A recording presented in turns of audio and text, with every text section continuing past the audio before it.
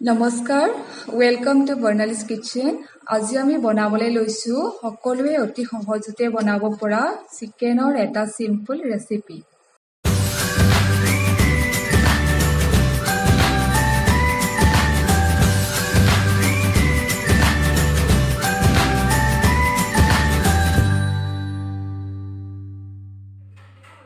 ইয়াৰ বাবে লাগিব 1 kilo chicken,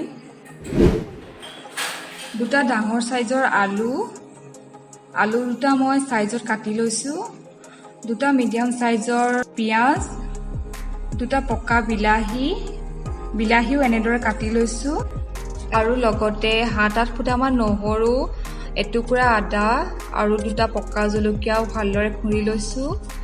আপোনালোকে যদি জ্বলা বেছি ভাল পায় তেনেহলে জলকীয়া পৰিমাণটো বেছিকৈ ল'ব পাৰে। এতিয়া এখন গৰম কেৰাহীত অলপমান তেল দিছো, তেল মই বেছিকৈ ব্যৱহাৰ কৰা নাই। ইয়াতে মই কেইটামান গোটা জিৰা, গোটা ধনিয়া আৰু কালজিৰা দি দিছো।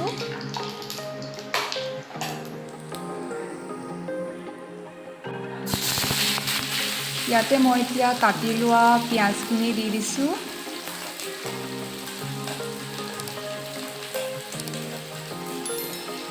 পিঁয়াজখিনি মই ভালদৰে ৰঙচুৱা হোৱালৈকে ভাজি লৈছোঁ।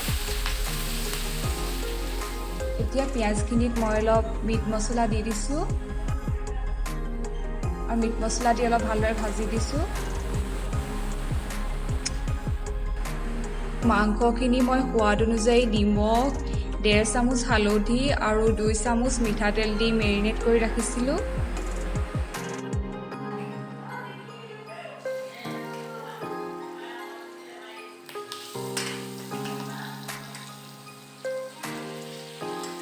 এতিয়া ভাজি লোৱা পিঁয়াজখিনিত মই মাংসখিনি দি দিছোঁ।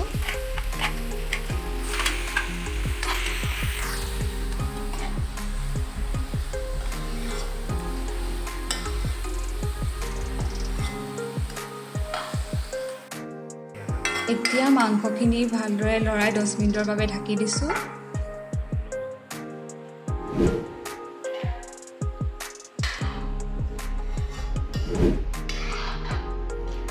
দহ মিনিটমানৰ পাছত মাংসখিনি আকৌ ভালদৰে লৰাই দিছোঁ।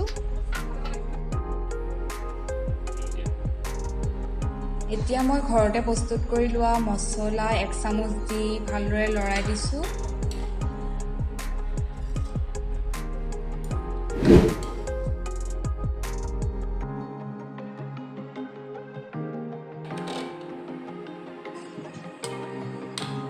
লগতে মই খুন্দি লোৱা আদা, নহৰু আৰু জলকীয়াৰ পেষ্টখিনি দি ভালদৰে লৰাই দিছোঁ।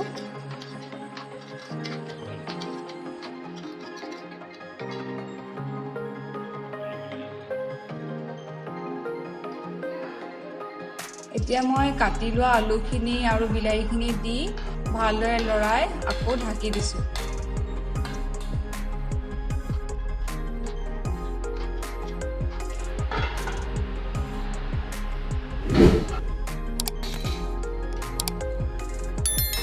দহ মিনিটৰ পিছত ঢাকনখন দাঙি আকৌ তাতে মই অলপ ৰেড চিলি পাউডাৰ দি দিছোঁ।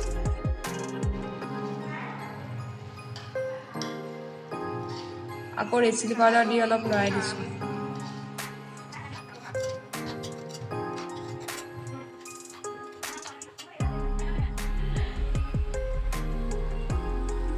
এতিয়া মাংসখিনিত গৰম পানী দি ভালদৰে লৰাই 20 মিনিটৰ কাৰণে ঢাকি দিছোঁ।